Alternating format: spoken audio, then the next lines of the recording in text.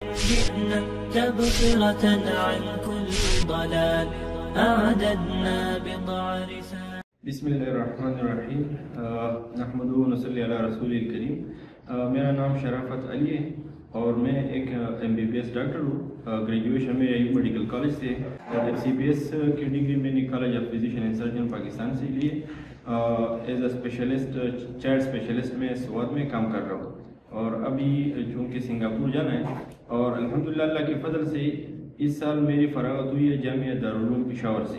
تو فراغت کے بعد میرا ارادہ یہی تھا کہ ایک ایسے ادارے سے جو ایک مستند ادارہ ہو وہاں سے افتاح کی جائے اور وہ آن لائن بھی ہو.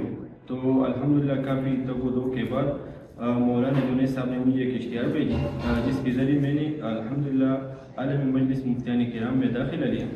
اور ابھی چونکہ ہم تمرین افتاح کے سلسلے میں یہاں پہ 3 دن ورکشاپ کے لیے آئے ہوئے ہیں.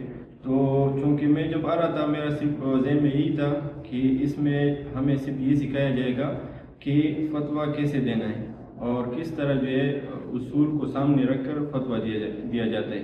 بلکہ الحمدللہ وہ میرے سوچ سے کافی زیادہ اور کافی ایک وسیع نیٹ ورک ہے جس کے اندر اور جس کے ماتحت بہت سارے ادارے کام کر رہے ہیں اور یہ ایک منفرد ادارہ ہے پورے ملک کے اندر بلکہ پوری دنیا کے اندر. اس طرح ادارہ میں نے کبھی پہلے جو ہے سوچا بھی نہیں تھا. میرا اپنا ایک سوچ تھا کہ اس طرح جو ہے ایک ادارہ قائم کیا جائے جس میں دور حاضر کے سارے تقاضوں کو رکھ کر اور علماء کو اس دور حاضر کے تقاضوں کو سمجھ کر پھر اس کے ساتھ کیسے جو ہے زندگی گزارا جائے اور کیسے جو ہے مختلف شعبے کے اندر دین کا کام کیا جائے.